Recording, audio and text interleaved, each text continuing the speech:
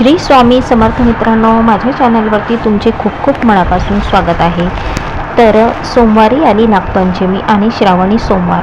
तर पहिला सोमवार पडतो, तर नागपंचमी पण त्याच दिवशी आलेली आहे। तर महिलांनी कोणते नियम पाळावे, केस धुवावे की नाही, स्वयंपाक चपाती कशी बनवावी, तर आज आपण या व्हिडिओमध्ये बघणार आहोत। तर नागपंचमी हा आपल्या हिंदू सांस्कृतिक धर्मातील अतिशय श्रद्धेचा आणि कृतज्ञता व्यक्त करण्याचा दिवस आहे। या दिवशी नागदेवतेची श्रद्धेने पूजा केली जाते आणि कुटुंबाच्या सुखसमृद्धीसाठी प्रार्थना केली जाते।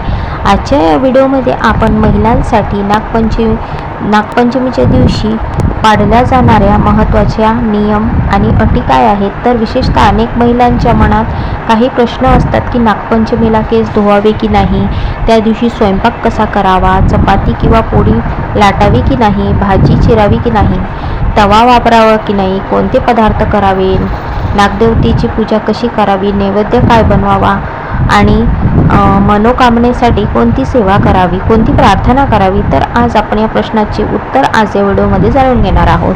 तर एक गोष्ट लक्षात ठेवा, सुरुवातीलाच लक्षात ठेवा की नागपंचमीचे काही नियम कुटुंब आणि घरच्या कुलाचारानुसार वेगळे असू शकतात।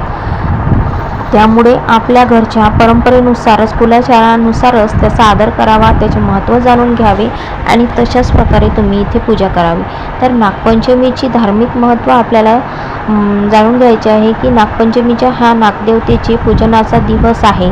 भारतीय संस्कृतीमध्ये नागाला केवळ साप म्हणून पाहिले जातात, तर निसर्गातील महत्त्वाचा जीव आणि अनेक धार्मिक परंपरेमध्ये पूजनीय मानला जातो। भगवान शिवाच्या गळ्यातील नाग हा भगवान विष्णूचे शेषनागाशी असलेला नाती आणि भारतीय पुराण परंपरेतील नागाचे उल्लेख केले जातात। नागपूजेला विशेष धार्मिक महत्त्व दिलेले आहे। या दिवशी नागदेवतेसमोर नम्रतेने प्रार्थना करून आपल्या कुटुंबाच्या सुखासाठी, आरोग्यासाठी, शांततेसाठी आणि समृद्धीसाठी प्रार्थना करायची आहे। महिलांनी सकाळी काय करावे, तर महिलांनी सर्वात आधी नागपंचमीच्या दिवशी शक्य असल्यास सकाळी लवकर उठून सर्वप्रथम घराची स्वच्छता करावी, त्यानंतर स्नान करून स्वच्छ वस्त्र परिधान करावे, पूजेच्या ठिकाणी स्वच्छता करून नागदेवतेची चित्र आणि परंपरेनुसार नागाची प्रतिमा ठेवावी आणि त्यानंतर हळद कुंकू, अक्षदा, फुले, दुर्वा आणि नैवेद्याची तयारी करावी। तर लाह्या फुटाणे सुद्धा याच्यामध्ये लागतो। पूजा करताना मन शांत ठेवावे। देवापुढे प्रार्थना करताना फक्त स्वतःसाठी नव्हे तर सर्व कुटुंबांसाठी मंगल कामना करायची आहे। नागपंचमीला केस धुवावे की नाही हा प्रश्न अनेक महिलांना पडतो, पण नागपंचमीला केस धुवायचे की नाही यासाठी सर्व कुटुंबांना लागू होईल असा एकच नियम नाही। काही घरामध्ये सणाच्या दिवशी स्नान करून केस धुण्याची पद्धत असते, तर काही विशिष्ट दिवशी नागपंचमीच्या परंपरेमध्ये केस धुणे किंवा काही विशिष्ट कामे टाळण्याची प्रथा असते। म्हणून आपल्या घरामध्ये कुलाचार काय आहे हे महत्त्व जाणून घ्यावे।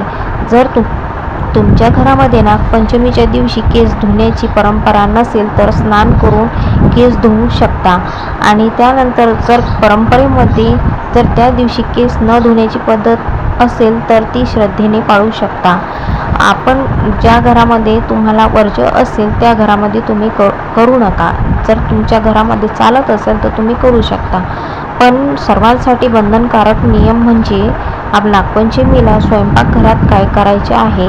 तर आपण सर्वात महत्त्वाचा प्रश्न म्हणजे नागपंचमीच्या दिवशी स्वयंपाकघरात कोणते काम करावे। महाराष्ट्रात काही भागामध्ये नागपंचमीच्या दिवशी स्वयंपाक करताना विशेष परंपरा पाळली जाते। म्हणजे काही ठिकाणी भाजी चिरणे, कापणे, तळणे, पोळी लाटणे, लाटलेली पोळी तव्यावर न टाकणे यामागे नागदेवतेची श्रद्धा आहे। त्या दिवशी विशिष्ट प्रकारची कामे न करण्याची परंपरा देखील आहे। मात्र प्रत्येक गावात आणि प्रत्येक कुटुंबामध्ये ही पद्धत सारखीच असेल असे नाही, म्हणून कोणत्याही महिलांनी भीती दाखवण्याची गरज नाही, कारण घरचा कुलाचार असेल तर ते श्रद्धेने पाळावा आणि तुमच्या घरामध्ये चालत असेल तर तुम्ही श्रद्धेने हे काम करू शकता। नागपंचमीला चपाती किंवा पोळी बनवावी का, तर हा प्रश्न तर जवळपास प्रत्येक घराला विचार पडतो की आपण नागपंचमीच्या दिवशी पोळी चपाती कशी बनवावी. तर नागपंचमीला पोळी किंवा चपाती करावी का? काही पारंपरिक पद्धतीमध्ये नागपंचमीला पोळी किंवा चपाती लाटणे टाळले जातात, कारण त्या दिवशी लाटणे आणि काही प्रकारची स्वयंपाकाची कामे न करण्याची प्रथा आहे. अशा घरामध्ये नागपंचमीच्या आदल्या दिवशीच काही पदार्थ तयार करून ठेवले जातात किंवा त्या दिवशी लाटण्याची आवश्यकता नसलेले पदार्थ केले जात नाही. परंतु ज्या घरामध्ये अशी परंपरा नाही तिथे चपाती बनवणे हे स्वतःहून विशिष्ट असे म्हणता येत नाही. कारण म्हणून या विषयात सर्वात महत्त्वाचा नियम म्हणजे आपल्या घराच्या परंपरेनुसार आहे. भाजी चिरावी का? तर काही भागांमध्ये नागपंचमीला चाकूने भाजी कापणे चिरणे टाळण्याची परंपरा आहे. या दिवशी साधा शक्यतो कमी कापीचा स्वयंपाक करण्याची पद्धत आहे. घरामध्ये आढळून आले तर म्हणून जर ते तुमच्या घरात हा कुलाचार असेल तर आदल्या दिवशी अवश्य भाज्या किंवा साहित्याची तयारी करून ठेवावी. परंतु हा नियम सर्व हिंदू कुटुंबियांसाठी समान आहे असे समजू नये. कारण श्रद्धा असावी तर भीती नसावी हा भाग असतो. कारण श्रद्धा तिथेच भक्ती. आणि तवा आणि स्वयंपाकाबाबत आपण काही परंपरा इथे पाळणार आहोत. तर काही राष्ट्रीय कुटुंबांमध्ये नागपंचमीला तव्यावर पोळी लाटणे विशिष्ट पदार्थ बनवणे टाळतात. अशा वेळी घरामध्ये मोठ्या व्यक्तींना विचारून आपल्या कुटुंबाची पद्धत समजून घ्यावी. सणाचा उद्देश मनामध्ये भक्ती शांतता आणि कुटुंबाबद्दल मंगल भावना निर्माण करणे हा आहे. त्यामुळे एखादी गोष्ट घरच्या परंपरेत नसल्यास ती दुसऱ्यांवर लादण्याची आवश्यकता नाही. कारण नागपंचमीला कोणती आपण नैवेद्य बनवायचा आहे तर पुरी भाजी शिरा हे तुम्ही बनवू शकता.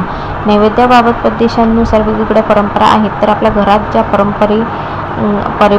पारंपरिकरित्याने जो नैवेद्य केला जातो तोच करावा. काही ठिकाणी नागपंचमीला विशेष पदार्थ केले जातात महत्त्वाचे, जसे की बुंदीचे लाडू, आपलं बेसनाचे लाडू आणि त्यांना करंज्या वगैरे सुद्धा करतात. कोणी अनारसे सुद्धा करतात. शिरा पुरीचा नैवेद्य दाखवतात.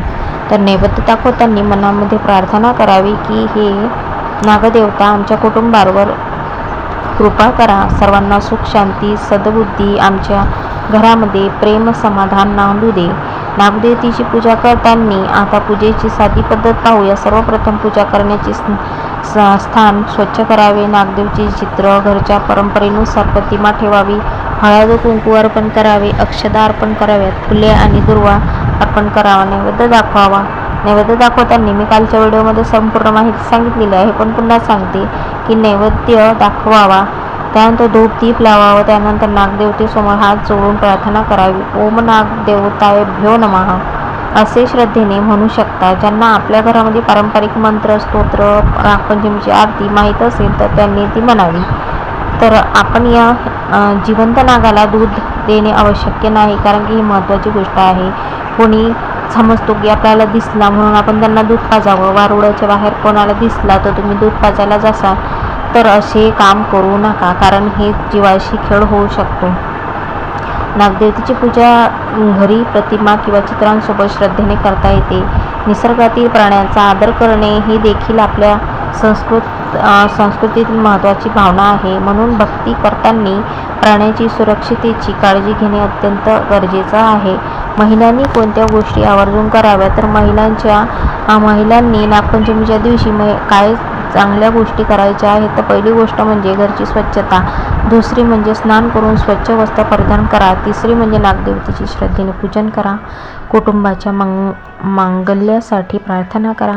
घरामध्ये मोठ्या व्यक्तीचा आशीर्वाद घ्या. शक्य असल्यास गरजू व्यक्तींना अन्नदान, त्यांना ज्या मदत आहेत त्या गरजू वस्तू त्यांना दान करा.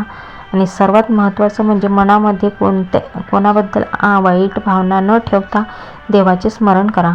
मनोभावे प्रार्थना करा. अनेक महिला विचारतात की नागपंचमीला मनातली इच्छा पूर्ण होण्यासाठी कोणती सेवा करावी. तर सेवा केल्याने प्रत्येक इच्छा नक्कीच पूर्ण होईल अशी हमी देत येत नाही, कारण श्रद्धेने प्रार्थना करणे, चांगले कर्म करणे आणि गरजू व्यक्तीला मदत करणे हीच नक्की सुंदर भक्तीची भावना आहे.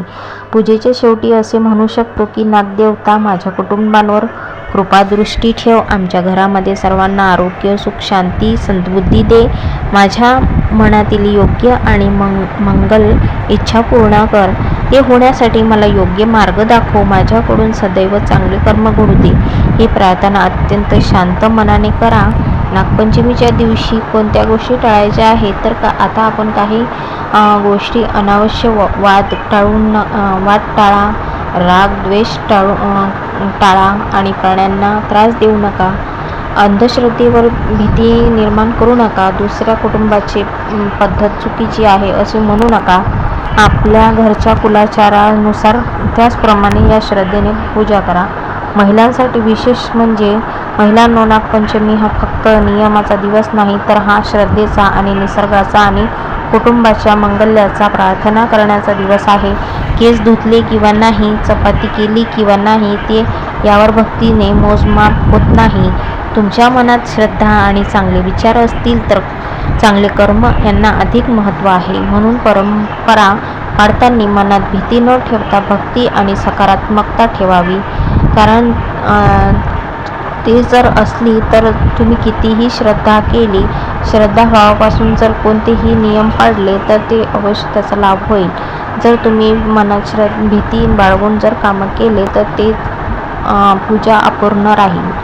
तर मंडळी, आज आपण या नागपंचमीच्याबद्दल महिलांनी पाळायचे कोणते नियम, महत्त्वाच्या गोष्टी आपण इथे सांगितल्या आहे. केस धुवावेत का नाही, स्वयंपाक कसा करावा, चपाती करावी की नाही, भाजी चिरावी का नाही, पूजा कशी करावी, नैवेद्य कसा दाखवावा आणि मनोकामनेसाठी कशी प्रार्थना करावी, या सर्व गोष्टी आपण या घरच्या परंपरेनुसार, श्रद्धेनुसार पाळाव्यात.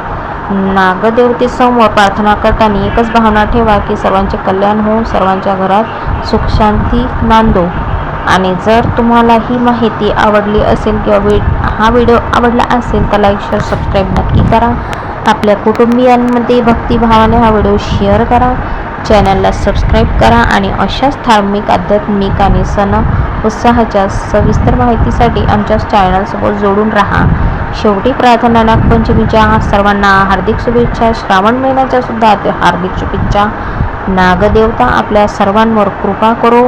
जय नागदेवताय. सर्वांचे मंगल हो. तर कमेंट बॉक्समध्ये श्री स्वामी समर्थ लिहायला विसरू नका. श्री स्वामी समर्थ. जय जय स्वामी समर्थ.